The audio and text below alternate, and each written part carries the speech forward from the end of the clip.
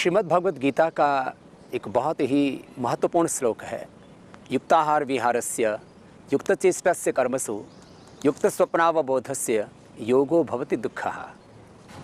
अर्थात हमारी दिनचर्या, लाइफस्टाइल और लाइफ मैनेजमेंट ये बहुत महत्वपूर्ण है हमारे स्वास्थ्य के लिए, हमारे आरोग्य के लिए। आज हम इसी विषय में चर्चा करेंगे और मैं चाहूँगा कि हम अपनी दिनचर्या को, अपने लाइफस्टाइल को, अपने जीवन प्रबंधन को, लाइफ मैनेजमेंट को इतना व्यवस्थित रखें कि जीवन में किसी भी प्रकार का रोग होने का प्रश्न ही ना हो। और रोग के साथ साथ जीवन में जितने भी प्रकार के दुख हैं, दरिद्रताएं हैं, असफलताएं हैं, कुंठाएं हैं, जितने भी जीवन की बाधाएं हैं वो आपकी सब दूर होंगी मात्र दो चीज़ों के ठीक करने से। एक, हम अपनी दिनचर्या अच्छी रखें और दूसरा, अपना लाइफ मैनेजमेंट हम ठीक रखें। तो शुरुआत करते हैं सुबह उठने से। दिनचर्या के तीन सबसे महत्वपूर्ण हिस्से हैं। एक आहार, दूसरा निद्रा और तीसरा ब्रह्मचर्य। इसी ब्रह्मचर्य के अंतर्गत व्यायाम भी आता है और ब्रह्मचर्य का तो बहुत बड़ा अर्थ है। ब्रह्म अर्थात भगवान के साथ एकात्मता, भगवान के साथ तन्मयता, भगवत शरणागति, बहुत ऊंचा शब्द का अर्थ है। खैर, तो आहार, निद्रा, ब्रह्मचर्य और व्यायाम, यदि चार शब्दों में बोले तो ये हमारी दिनचर्या के महत्वपूर्ण हिस्से हैं। 6 घंटा सोना जरूरी है। बड़ी उम्र में 5 घंटे सोने से भी कार्य चल जाता है। छोटे बच्चों को, जो बहुत छोटे बच्चे होते हैं, उनका तो ज़्यादातर समय सोने में ही जाता है, उससे उनकी ग्रोथ पूरी होती है। वैसे नॉर्मली 7 से 8 घंटे बच्चों को सुलाते हैं। हमारे पास भी 2-3 साल से लेकर के और 5-7 साल के बच्चे गुरुकुल में आते हैं और उनकी दिनचर्या को भी हम इसी तरह से रखते हैं। खैर, तो यदि आप रात्रि को 10 बजे सोते हैं तो सुबह आप 4 बजे उठ सकते हैं। किसी किसी को बहुत थकान होती है तो आप 6 घंटे के बजाय 7 घंटा कर लीजिए। तो सुबह आप 4 से 5 बजे उठ जाएं, रात को 9 से 10 बजे सो जाएं। देखिए, सोने का सबसे उपयुक्त समय होता है 10 से 4। ज़्यादा सोना है तो 9 से 4। वैसे जो योगी पुरुष होते हैं या अधिक आयु होने पर भी निद्रा कम आती है तो 4 से 5 घंटे सोने में भी उनका गुजारा हो जाता है, लेकिन वो फिर 10 से लेकर के 2-3 तक का समय होता है।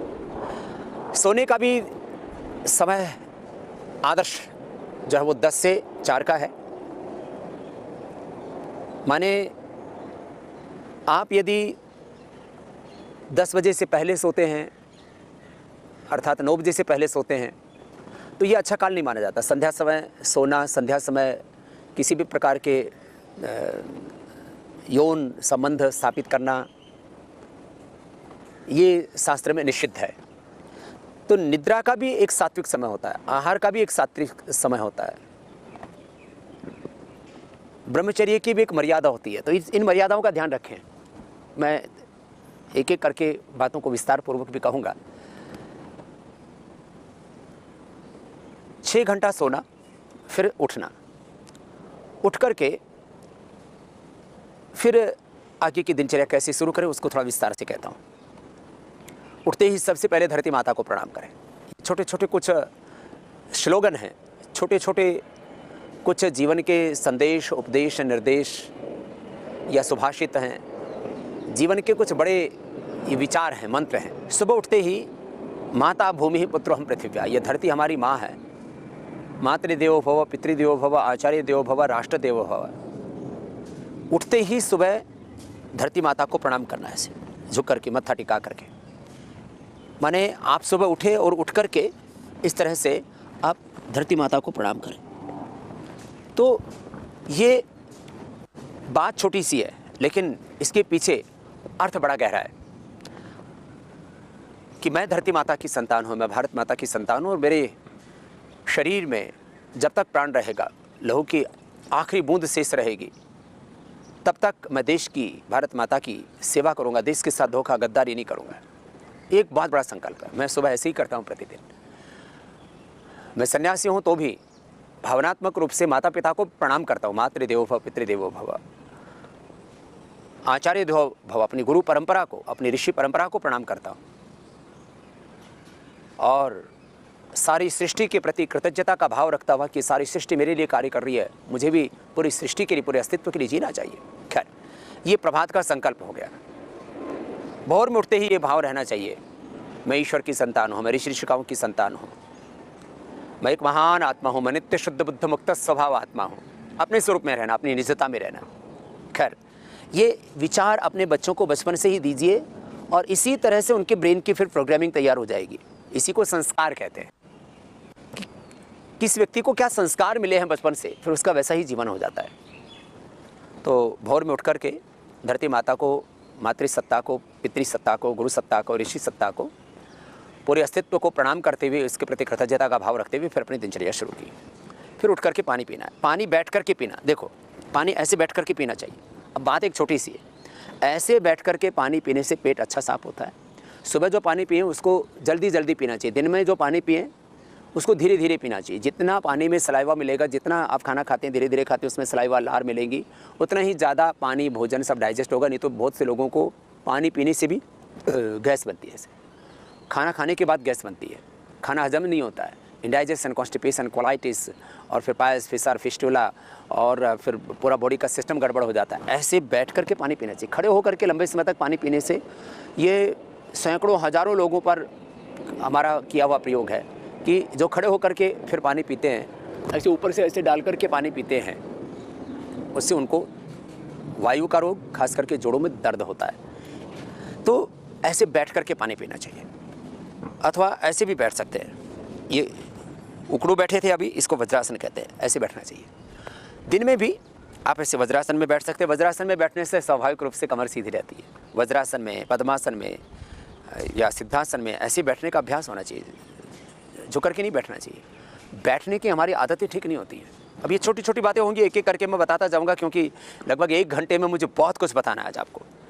झुक करके नहीं बैठना चाहिए, ऐसे नहीं बैठना चाहिए, ये गलत तरीका है। ऐसे किसी भी आसन में बैठे हो ऐसे नहीं बैठना चाहिए, ऐसे ही बैठना चाहिए। बैठने के हमारे तरीके ठीक नहीं होते, लेटने के हमारे तरीके ठीक नहीं होते हैं। हाँ, मैं आज आपको ये लेटने का तरीका भी बताने वाला हूँ। लेटने का, सोने का, बैठने का। जीवन क्या है? कैसे बैठना, कैसे उठना, कैसे सोना, कैसे देखना, कैसे सुनना, कैसे सोचना, माने छोटी छोटी बातें, इसी में पूरी ज़िंदगी आ जाती है। खैर, तो उठ कर के पानी पीना। सामान्यतः ग्रीष्म ऋतु में घड़े का पानी अच्छा रहता है। किसी को यदि मोटापा बहुत है, जोड़ों में दर्द है, अस्थमा है, तो उनको तो गर्म पानी पीना चाहिए। उनको तो घड़े का भी ठंडा पानी, उससे भी जोड़ों में दर्द अथवा कफ, एलर्जी, ये सब अस्थमा बढ़ जाता है। सामान्यतः घड़े का पानी पी सकते हैं। काफ़ी लोगों को तांबे का लोटे का पानी अनुकूल पड़ता है, काफ़ी लोगों को चांदी के लोटे में रखा हुआ पानी अनुकूल पड़ता है, और कुछ लोग ऐसा कर लेते हैं कि घड़े में अथवा तांबे के लोटे के अंदर सोना और चांदी का सिक्का डाल करके रखते हैं और फिर वो पानी पीते हैं। तो उसमें भी बहुत बड़ा परिवर्तन आता है। आप ऐसा भी कर सकते हैं कि तांबे के लोटे में अथवा जिस घड़े में आप पानी रखते हैं उसमें सोना और चांदी का, तांबे का सिक्का डाल करके रख सकते हैं, वो पानी आप पी सकते हैं। 2 से 4 गिलास पानी पीना चाहिए। पानी की मात्रा कितनी होनी चाहिए? दिन भर में 3 से 4 लीटर लिक्विड जाना चाहिए। जिनकी किडनी ख़राब है उनको तो फिर पानी की लिमिटेशन आ जाती है। ज़्यादा पानी पीने से किडनी को ज़्यादा काम करना पड़ता है, ओवरलोड हो जाती है किडनी। कम पानी पीने से फिर पेट को, किडनी को और पूरे शरीर की उससे पूर्ति नहीं हो पाती है। तो 3 से 4 लीटर लिक्विड लेना चाहिए, ये मात्रा है। हर एक चीज़ की एक मर्यादा है। ये बहुत बड़ा शब्द मैं बोल रहा हूँ। पानी की भी एक मर्यादा है, खाने की भी एक मर्यादा है, एक मात्रा है, एक लिमिटेशन है। खाने की, पीने की, सोने की, जागने की, काम करने की, व्यायाम की, हर चीज़ की, श्रम की, विश्राम की, प्रार्थना की, पुरुषार्थ की एक मात्रा है, एक मर्यादा है, एक लिमिटेशन है, एक अनुशासन है। खैर, तो भोर में उठ करके पानी पीना चाहिए, और ये 2 से 4 गिलास पानी हो सकता है। बहुत ज़्यादा भी पानी नहीं पीना चाहिए, उससे भी शरीर में रोग होते हैं। उससे वाटर टेंशन, जलोदर जिसको बोला जाता है, पानी बहुत अधिक शरीर में जाता है तो फिर धीरे धीरे उससे भी ऑर्गन फेलियर भी होता है। बहुत ज़्यादा पानी पीने से फिर आंतें, लीवर, किडनी, इनके ऊपर प्रेशर आता है, वो ठीक नहीं होता है। अब इस पानी में आप आंवला एलोवेरा डाल करके पी सकते हैं। जिनको कब्ज़ रहता है, लंबे समय तक कब्ज़ है, अब ये एक बहुत बड़ी समस्या है, तो क्या करें? तो खाना चबा चबा करके खाएं। ज़्यादातर लोग मैंने देखा 8 से 10 मिनट खाने में लगाते हैं, बहुत करते हैं। खाते समय कोशिश ये करें कि आप मौन रहें, बोलना भी पड़े तो बहुत कम बोलें। खाने को, अन्न को भगवान का प्रसाद मान करके और स्वाद ले करके उसको उत्साहपूर्वक, प्रसन्नतापूर्वक और एंजॉय करके खाने को एंजॉय कीजिए और धीरे धीरे चबा चबा के खाइए। उससे एक तो आपको स्वाद पूरा मिलेगा, सुख पूरा मिलेगा, सेहत आपकी बहुत अच्छी रहेगी, डाइजेस्ट पूरा होगा, उसके न्यूट्रिशंस, माइक्रो न्यूट्रिशंस जो खाने के द्वारा आपको पूरा पोषण मिलना चाहिए, वो पोषण आपको पूरा मिलेगा। तो जिनको भी कॉन्स्टिपेशन रहता है वे खाना चबा चबा करके खाएं। खाने में सलाद और फल पहले खाएं, जितना हो सके उतना अधिक कच्चा खाएं, अंकुरित खाएं, सलाद खाएं और एक बार ज़्यादा ना खाएं। वैसे तो 3 बार का खाना पर्याप्त रहता है, आजकल 4 बार खाने की भी परंपरा चली है। सुबह 8 बजे, दोपहर को 12 बजे, फिर शाम को 4-5 बजे कुछ फल ले लेते हैं और फिर शाम को 8 बजे। वैसे आदर्श खाने के लिए मैं आपको 3 समय कहूँगा। कुछ 4 बार ही खाते हैं तो ऐसे 4-4 घंटे के अंदर से थोड़ा थोड़ा खाएँ। माने थोड़ा नाश्ता किया, दोपहर को थोड़ा खाना खाया, फिर शाम को 4-5 बजे थोड़े फल लिए, फिर शाम को खाना खाया। ऐसे 2 बार सुबह 8 बजे और शाम को 4-5 बजे, ये एक तरह से स्नैक्स बोलो या इसको ब्रेकफास्ट बोलो या स्टार्टअप बोलो, ऐसा कुछ ले सकते हैं। और बीच में 2 बार खाना 12 बजे और 8 बजे। वैसे 3 बार यदि आप लेते हैं तो सबसे अच्छा है। सुबह लगभग 8 बजे थोड़ा हल्का नाश्ता, दोपहर को 12 से 1 के बीच खाना और शाम को 7 बजे से पहले खा लेना चाहिए। तो 3 बार से खाने से हो जाता है।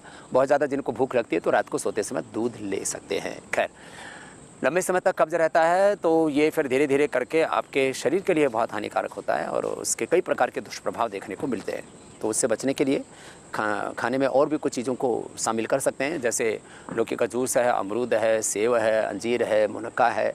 ये सारी चीज़ें आपको कॉन्स्टिपेशन से बचाती है। खैर, आंवला एलोवेरा का जूस आप सुबह पानी में डाल करके ले सकते हैं। फिर टॉयलेट हो जाता है। जब आप आंवला एलोवेरा तेज़ गर्म पानी में पीते हैं तो लगभग 10 से 15 मिनट में, किसी किसी का 5 ही मिनट में और किसी का तो 2 ही मिनट में, सबके जो है पेट की टेंडेंसी, कंडीशन एक जैसी नहीं होती है। तो उसके अनुसार मैं कह रहा हूँ 2 से 5 मिनट में, अधिकतम 10 से 15 मिनट थोड़ा टहल लेते हैं तो पेट साफ़ हो जाता है। नहीं तो बहुतों को तो 1 घंटा पेट साफ़ होने में लग जाता है। चाय पीते हैं, फिर थोड़ा चक्कर लगाते हैं, फिर दोबारा चाय पीते हैं, तो उसी में समय व्यर्थ हो जाता है। ऐसे अपना समय व्यर्थ नहीं गंवाना चाहिए। तो आंवला एलोवेरा सुबह सुबह ले सकते हैं। जिनको लहसुन लेना होता है लहसुन भी सुबह सुबह ले सकते हैं। किसी का खून बहुत गाढ़ा होता है तो प्याज का रस भी ले सकते हैं। टॉयलेट आदि जाने के बाद में फिर किसी किसी को मांसपेशियाँ, हड्डियाँ बहुत कमज़ोर हैं तो वर्जिन कोकोनट ऑयल ये 1 चम्मच ले सकते हैं। गिलोय का काढ़ा पी सकते हैं, ये ज़बरदस्त होता है। और टॉयलेट आदि जाने के बाद एक्सरसाइज करने के पहले या बाद में आप लौकी का जूस पी सकते हैं। जो डायबिटीज़ वाले, खीरा, करेला, टमाटर का जूस पी सकते हैं। लौकी के जूस में पुदीना, हरा पुदीना, हरा धनिया और थोड़ा सा सेंधा या काला नमक थोड़ा सा डाल लेते हैं और उसमें थोड़ा नींबू मिला लेते हैं तो बहुत ही अच्छा है। जिनको ब्लड प्रेशर है वो नमक ना डालें और जिनको एसिडिटी होती है नींबू से, वो नींबू ना डालें। बाकी जो स्वस्थ व्यक्ति हैं, जिनका फैटी लीवर है, ओबेसिटी है या ऐसे ही एक हेल्दी आदमी है, तो वो ये थोड़ा सा सेंधा नमक और थोड़ा नींबू डाल करके पी लेते हैं। तो लौकी का जूस बहुत स्वादिष्ट लगता है, सबको ले लेना चाहिए। योगाभ्यास करने के लिए, ये आपने जो पानी पिया, इसके बाद टॉयलेट जाने के बाद आप तुरंत योगाभ्यास कर सकते हैं। योगाभ्यास में पहले आसन कर सकते हैं, पहले व्यायाम कर सकते हैं और पहले प्राणायाम ध्यान भी कर सकते हैं। ऐसा कोई नियम नहीं है कि कुछ लोग ऐसा हवाला देते हैं, ऐसा रेफरेंस देते हैं कि यम, नियम, आसन, फिर प्राणायाम, फिर प्रत्याहार, धारणा, ध्यान, समाधि। तो ये ऐसा कोई क्रम नहीं है। ये यम नियमों का तो हमेशा पालन किया जाता है। आसन में बैठ करके प्राणायाम किया जाता है, इसलिए वो ऐसा बैठने वाला आसन है कि आप वज्रासन में बैठे हैं, कि आप ऐसे सिद्धासन में बैठे हैं, कि आप पद्मासन में बैठे हैं, उसमें बैठ करके फिर प्राणायाम किया जाता है। उसका मतलब कोई ये अलग अलग रोगों के अनुसार जो आसन करवाते हैं, मेरुदंड के लिए, स्पाइनल कॉर्ड के लिए आसन है या मोटापा के लिए आसन है या थायराइड के लिए आसन है, आरोग्य के लिए जो आसन करवाते हैं, इससे तात्पर्य नहीं है। तो आसन और व्यायाम प्राणायाम के पहले भी किए जा सकते हैं, या प्राणायाम और ध्यान के बाद भी आसन व्यायाम किए जा सकते हैं। ये सीक्वेंस की क्रम की मैंने बात की। वापस दिनचर्या पर आ रहा हूँ। तो आप पानी आदि पी करके, शौच आदि से निवृत्त होकर के फिर आप योगाभ्यास करें। ब्रश आप योगाभ्यास के पहले भी कर सकते हैं, बाद में भी कर सकते हैं। दंत धावन उसको बोलते हैं, कुल्ला करना बोलते हैं। मुंह में थोड़ा पानी लेकर के और ठंडे पानी से थोड़ी देर आंखों पर छींटे मारनी चाहिए। आंखों के आरोग्य के लिए अच्छा रहता है। आंखों के अंदर गर्मी भी नहीं रहती। बहुत से लोगों को आंखों में आंसू कम बनते हैं। आजकल 3-4 प्रॉब्लम बहुत ज़्यादा हो रही है।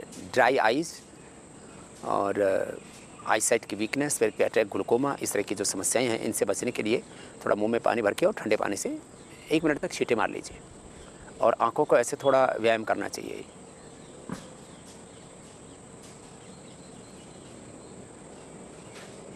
आंखों के लिए ये एक्सरसाइज और अनुलोम विलोम प्राणायाम ये बहुत ज़रूरी है। वैसे सप्ताह में 1 बार नहीं तो महीने में 1 बार जलनेति करनी चाहिए। जलनेति करने से नाक का, आँख का कोई रोग नहीं होता। कोई छोटी छोटी बातें होती है, वो दिनचर्या के अंतर्गत आपको और भी बताएंगे। कि कान के अंदर तेल डालते हैं। तेल कितना?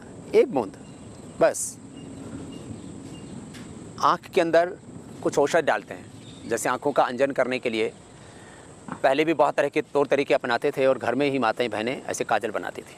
हमने हर्बल काजल भी बना रखी है। वो काजल आप छोटे बच्चों से लेकर के बड़े सभी डाल सकते हैं। उससे आंखों की एलर्जी से लेकर के बहुत तरह की प्रॉब्लम से आप बच सकते हैं। बड़ी उम्र वाले तो दृष्टि आई ड्रॉप डाल सकते हैं, सभी काजल डाल सकते हैं, गुलाब जल सभी डाल सकते हैं आंखों के अंदर।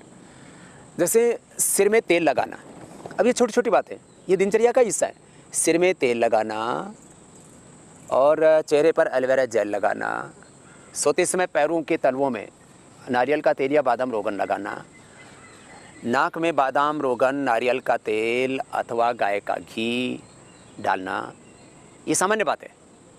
सप्ताह में कम से कम 1 बार शरीर पे मसाज करना, अभ्यंग इसको कहते हैं, और ये बहुत ज़रूरी है। सप्ताह में 1 बार कुंजर क्रिया कर लेना, जिससे कि कफ पित्त आदि दोष दूर हो जाते हैं। सप्ताह में कम से कम 1 बार जो है ये जलनेति या सूत्र नेति कर लेना। छोटी छोटी बातें, जिनकी कफ प्रकृति होती है वे सरसों का तेल डाल सकते हैं। हमारे गुरुजी तो पिछले लगभग, मैंने पूछा नहीं समय तो, लेकिन शायद 30-40 सालों से नाक से ऐसे सरसों का तेल वो पी लेते हैं। जो है कुछ लोग नाक से पानी पीते हैं, कुछ लोग नाक से घी पीते हैं, कुछ लोग नाक से दूध पीते हैं, कुछ लोग नाक से, जैसे मैंने बोला गुरुजी का उदाहरण दिया कि नाक से रोज़ सरसों का तेल पीते हैं। खैर, ये छोटी छोटी बातें 100 साल तक अपने शरीर को अच्छा रखने के लिए छोटे छोटे उपाय होते हैं 2-4 मिनट के, और इससे ज़िंदगी बहुत अच्छी हमारी बीतती है। तो मैं कह रहा था सुबह की दिनचर्या के लिए एक बार पूरा बता देता हूँ कि सुबह की दिनचर्या में शौच आदि से निवृत्त होकर के तुरंत योगाभ्यास कर सकते हैं। अब दांत धावन के लिए कितने तरीके हो सकते हैं? अब सब लोग ये कहने लगे हैं कि एक जैसे अनाज, एक जैसी दालें, एक जैसी सब्जियां, एक जैसे तेल, एक जैसा खाना रोज़, ये अच्छा नहीं होता है, उससे शरीर को पूरा पोषण नहीं मिलता है। तो मैं ज़रा आपके और अंगों की भी बात करता हूँ। एक जैसा जो है दांतों को एक ही जैसे पेस्ट से साफ़ करना, ये दांतों के लिए अच्छा नहीं है, उससे दांतों को भी पूरा पोषण नहीं मिलता है। यदि दातुन करते हैं, कभी नीम की दातुन, कभी बबूल की दातुन, कभी एक चिरचिटा होता है अपामार्ग उसको बोलते हैं, कभी उसकी दातुन, कभी पीपल की दातुन, कभी मोलसरी की दातुन, और पहाड़ के लोगों को तो जो है ये तुमरू मिल जाता है। तुमरू का डंडा जो पहले साधु लोग रखा करते थे, तो उसके अंदर कुछ ऊपर उठे उठे से भाग दिखा करते हैं, वो तुमरू का डंडा होता है। तुमरू की दातुन या अकरकरा की दातुन, अकरकरा का मूल भी और अकरकरा का फूल भी, तुमरू का बीज भी और तुमरू की जो दातुन भी, यदि ये किसी को मिल जाए तो बहुत अच्छी बात है। और यदि ये नहीं मिलती है तो इसका हमने एक बहुत अच्छा विकल्प बनाया, दिव्य दंत मंजन, और एक हमने दंत कांति मंजन बनाया, एडवांस, अद्भुत है। यदि आप आरोग्य की दृष्टि से देखेंगे, देखिए आपकी आदत नहीं है, एक बात अलग है, आरोग्य की दृष्टि से आप देखेंगे तो यदि आप 100 साल तक अपने दांतों को अच्छा रखना चाहते हैं तो मैं कहूँगा सप्ताह में कम से कम 3-4 दिन आप मंजन कीजिए। ये अलग बात है कि पुराने वक्त में सभी लोग दातुन किया करते थे, मंजन किया करते थे 100%। अब ये जब से पेस्ट आया है तो कंफर्ट के चक्कर में या गलत अभ्यास में इसको बोलूँगा, सुन करके, देख करके, देखा देखी, सुना सुनी और फिर जैसा करने लगते हैं वैसे हमारे स्वभाव बन जाते हैं। अब दांतों के लिए सबसे अच्छा है दंतमंजन। दिव्य दंतमंजन सब लोग प्रयोग कर सकते हैं जिनके दांत बहुत ही ख़राब है, मसोड़े बहुत ख़राब है, दांत पीले रहते हैं, मसोड़े लटक गए हैं, ब्रश भी करते हैं तो ऊपर नीचे हो जाते हैं ब्रश। वैसे मंजन तो अंगुली से ही करना चाहिए। कुछ लोग पहले अंगुली से करते हैं, कुछ बीच वाली से करते हैं, जिसको जैसे अनुकूलता हो वैसे कर ले। वैसे बीच वाली से मंजन करना अच्छा मानते हैं। एक तो बीच वाली अंगुली पीछे तक आराम से चली जाती है और इसको मंजन के लिए उपयुक्त माना गया है। इसके ऊपर बहुत ज़्यादा रिसर्च तो मैंने नहीं किया है, लेकिन इसको परंपरा में इसको अच्छा माना गया है। अब इसके पीछे कारण होंगे ज़रूर। खैर, तो आपके दांत और मसोड़े बहुत कमज़ोर हैं, खून आता है, पायरिया है, या जेनेटिकली आपके दांत मसोड़े कमज़ोर हैं, तो आप ज़रूर 3 से 4 दिन, और यदि बहुत ही ज़्यादा आपके दांत मसोड़े कमज़ोर हैं तो आप 7 के 7 दिन आप मंजन ही कीजिए। महीने में 2-3 बार आप कभी पेस्ट कर लेते हैं तो कोई बात नहीं। तो मैं फर्स्ट प्रेफरेंस, पहली प्राथमिकता, फर्स्ट प्रायोरिटी मैं मंजन को दूंगा। फिर किसी को दातुन ताज़ी मिल जाए तो बहुत अच्छी बात है, कभी कभी मिल जाए तो अच्छी बात है। अब पेस्ट करने का भी तरीका होता है। पेस्ट ऐसे ऐसे नहीं करें, पेस्ट ऐसे ऐसे किया जाता है। इसमें भी ब्रश सस्ते वाली प्रयोग ना करें। तो हम पतंजलि से आपको सेंसिटिव या सेंसिटिव प्लस देते हैं, उसका प्रयोग कीजिए आप। सेंसिटिव प्लस अद्भुत है, मैं खुद उसी का प्रयोग करता हूँ। वैसे पतंजलि में आपको 10 रुपये से लेकर के और 35 रुपये तक अधिकतम ये ब्रश मिलता है, जो कि विदेशी कंपनियाँ इन्हीं को ही 100, 150, 200 रुपये तक बेचती हैं, जो सेंसिटिव प्लस हम आपको देते हैं। तो ब्रश ऐसे ऐसे करना चाहिए आराम से, और कोशिश ये हो आपकी कि मंजन तो आपको ऐसे अंगुली से करना चाहिए और करीब 5 मिनट तक मसाज करनी चाहिए मसोड़ों की, और 5 मिनट तक कुल्ला नहीं करना चाहिए। फिर जब मंजन करते हैं आप तो उस समय ऐसे रखना चाहिए। और पेस्ट भी करते हैं तो कम से कम दंतकांति पेस्ट ऐसा है, दंतकांति या दंतकांति एडवांस या फ्रेश एक्टिव या रेड पेस्ट या एलोवेरा मेडिकेटेड बच्चों को जूनियर, उसको भी आप थोड़ा मुंह में रखें। कुछ लोग वैसे इसे लिया और आधा मिनट में कुल्ला बाहर कर देते, तो उससे कोई तो असर ही नहीं होता है। ऐसा ब्रश करके धीरे धीरे ब्रश करना चाहिए, और करीब जो है 3 से 5 मिनट उसमें लगाने चाहिए, और वो मुँह के अंदर रहे, फिर उसको बाहर निकालें, तो उसका पूरा असर आता है। ये मैंने पेस्ट के लिए बात बताई। पेस्ट में 3 चीज़ें बड़ी महत्वपूर्ण हैं। एक, किस चीज़ से आप पेस्ट करें, तो मैंने कहा सबसे पहला मंजन, उसके बाद दंतकांति, और फिर ये केमिकल वालों का तो कोई मतलब ही नहीं है। इससे तो आपके दांत वसोड़े और बेकार हो जाते हैं, दांत साफ मतलब दांत ही साफ हो जाते हैं। खैर, इसमें एक बात है कि आपका जो मीडियम है, माध्यम है, साधन है दांत साफ करने का, वो क्या, ये एक महत्वपूर्ण है। दूसरा, जो ब्रश करने का तरीका बहुत महत्वपूर्ण है, और उसके बाद उसको, जैसे मैंने कहा, मंजन करने के करीब 5 मिनट बाद कुल्ला करना चाहिए। नाश्ता करें, खाना खाएं, दांतों में कोई कचरा नहीं रहना चाहिए, कुछ भी खाएं, उसके बाद कुल्ला ज़रूर करना चाहिए। ये छोटी छोटी बातें दांतों के लिए हुई। मानी दिनचर्या में फिर जैसे आप जो है बाल साफ़ करते हैं, इसमें शैम्पू करते हैं, तो शैम्पू में भी बहुत थोड़ी मात्रा में शैम्पू लगाना चाहिए। पेस्ट भी बहुत ज़्यादा मात्रा में नहीं लेना चाहिए। पेस्ट है, मंजन है, शैम्पू है, साबुन है, ये जितने कम प्रयोग करें उतना आपके लिए अच्छा है, प्रकृति के लिए अच्छा है। आप हैंड वॉश प्रयोग करते हैं, साबुन प्रयोग करते हैं, या कपड़े धोने वाले साबुन, डिटर्जेंट केक या वॉशिंग पाउडर प्रयोग करते हैं। फर्श धोने के लिए आप फ्लोर क्लीनर प्रयोग करते हैं। टॉयलेट में टॉयलेटरीज़ के अलग अलग, जैसे अभी पहले तो एक विदेशी मिलता था हार्पिक, उसका विकल्प नहीं था, हमने उसका भी ग्रीन फ्लैश विकल्प उपलब्ध करा दिया है। चीज़ों को जितना आप केमिकल्स को कम से कम प्रयोग करेंगे, वो आपके लिए, प्रकृति के लिए, सबके लिए अच्छा है। कुछ लोग अंधाधुंध प्रयोग करते हैं इन चीज़ों का, इनसे बचें। खैर, आगे बढ़ता हूँ। और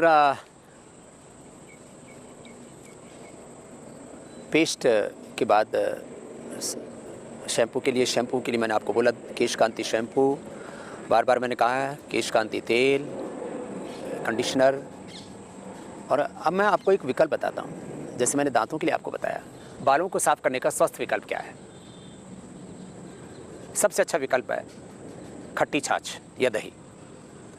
दही या छाछ से आप बाल साफ़ करें, वैसे जिनको बहुत पुराना डैंड्रफ रहता है, मैंने हज़ारों लाखों करोड़ों लोगों के ऊपर उपयोग करवाया। सुहागा की खील, नारियल का तेल, छाछ, इनको मिला लेते हैं। बहुत ज़्यादा जिनके सिर में खुजली होती है, पपड़ी सी जम जाती है, यहाँ तक कि खून आने लगता है, उसको फिर हम नीम के पत्तों का पेस्ट भी लगा देते हैं। एलोवेरा का जेल, नीम के पत्तों का पेस्ट, नारियल का तेल, दही और ये सुहागा, टंकण, सुहागे की खीर, ये लगा करके ऐसे 5 मिनट छोड़ दीजिए। ऐसे लगाया और थोड़ी मसाज की धीरे धीरे धीरे धीरे, और 5 मिनट छोड़ दिया, बाद में शैम्पू कर लिया। ऐसे 3 बार करने से आपका डैंड्रफ चला जाता है। बस बाद में तो आप मेंटेन करना पड़ेगा, थोड़ा बस तेल लगाती रहिए। तेल न लगाने से बालों में डैंड्रफ होता है, तेल न लगाने से बाल जल्दी झड़ते हैं। जैसे अब ये मेरे चारों तरफ आप घास देख रहे हैं, अब इस घास को यदि पानी नहीं मिलेगा तो घास सूख जाएगी। बालों की जड़ों को भी पोषण मिलता है तेल से, और ख़ास करके इसमें दिव्य केश तेल, केशकांति तेल, नारियल तेल, जो जिसको अनुकूलता पड़े। किसी किसी को तो मैंने देखा जो हम तेजस तैलम देते हैं उससे मसाज भी करते हैं, सिर में भी लगाते हैं, उनको बहुत अनुकूल पड़ता है। खैर, किसी किसी के बाल बहुत झड़ते हैं तो शैम्पू करने से पहले भी थोड़ा तेल लगा लिया करें, उससे बालों की कंडीशनिंग भी हो जाती है। सामान्यतः जिनको डैंड्रफ नहीं है वो भी दही से बाल धोएं तो सबसे अच्छा होता है। दही से बाल धोने पर थोड़ा सा हल्का सा उसके अंदर स्मेल रहता है, तो आपको फिर बालों को शैम्पू तो मैंने कहा कि आपने जो है उसी से किया, दही से ही। बाद में शैम्पू थोड़ा सा ले लिया, 1 ग्राम भी नहीं, आधा ग्राम, थोड़ा सा ऐसे लेकर के और बालों में ऐसा लगा लिया, बस जड़ों में लगाने की जरूरत नहीं, ऐसे उसको वॉश कर लिया, बहुत हो गया। मुल्तानी मिट्टी और छाछ, उससे हमारी माँ ने लगभग 50 साल तक, तो मैंने पूछा था उसके बाद तो कभी पूछा नहीं, बाल धोए मुल्तानी मिट्टी और साबुन से। ऐसे रीठा या सिकाकाई, रीठा और सिकाकाई को पानी में भिगो देते हैं और फिर उससे बाल धो लेते हैं। सबके बालों की प्रकृति एक जैसी नहीं है, तो किसी को रीठा अनुकूल पड़ता है, किसी को आंवला अनुकूल पड़ता है, किसी को सिकाकाई अनुकूल पड़ता है। सिकाकाई को ऐसे पानी में भिगो देते हैं, पानी में भिगो दिया सिकाकाई, और जो है उससे फिर बाल वॉश कर लेते हैं। जिनके छोटे बाल होते हैं वो ऐसे ही सिकाकाई ऐसे एक बार की कम से कम 5 दिन चल जाएगी। थोड़ा पानी डाला, फिर वो पानी अगले दिन निकालिए, फिर दूसरे दिन पानी डाल दिया, ऐसे तीसरे, चौथे, 5वें दिन उसके अंदर पानी डाल करके उसी से धोते रहे। अथवा जिनको 3-4 दिन में एक बार शैम्पू करना होता है, तो बालों को साफ़ करना होता है, तो आप इसको पानी के अंदर भिगो दें और फिर उसका पानी ऐसे ही, उसको पाउडर करने की आवश्यकता नहीं है, क्योंकि पाउडर फिर वो बालों में से निकालने में दिक्कत होती है। तो सिकाकाई की जो फली है उसी को ले लिया और उसी को पानी में भिगो दिया, और उसी से फिर आपने बालों को साफ़ कर लिया। ये प्राकृतिक तरीके बालों को साफ़ करने के। खैर, फिर शैम्पू में सबसे सेफ़ शैम्पू वो जो है Keshkanti natural, Keshkanti aloe vera, Keshkanti milk protein, Keshkanti anti dandruff, Keshkanti shikakai, reetha, जैसे जिसकी अनुकूलता हो वैसा प्रयोग कर लेना। शैम्पू करने से पहले मैंने कहा थोड़ा तेल ज़रूर लगाना। अब मैं आगे बढ़ता हूँ थोड़ा सा। कुछ लोग ऐसा ही मिनरल ऑयल लगाते रहते तेल के नाम पर, ये ठीक नहीं है। आपको सामान्य रूप से बालों को तेल लगाने नहीं है तो फिर आप एलोवेरा जेल लगा लीजिए। स्नान करने के बाद, बाल टॉयल से पूछने के बाद खाली एलोवेरा जेल लगा लीजिए। इसी से बालों का डैंड्रफ और झड़ना बंद हो जाता है एलोवेरा जेल से। अब बताइए, एलोवेरा जेल बालों के झड़ने के लिए, डैंड्रफ के लिए, स्किन की सभी प्रॉब्लम्स, रिंकल्स और मॉइस्चराइजिंग के लिए, जितने भी पिंपल्स होते हैं और तमाम तरह की समस्या होती हैं, रैसेस हो जाते हैं, एक ही दिन के अंदर ठीक हो जाते हैं। कितनी ज़बरदस्त बात है ये।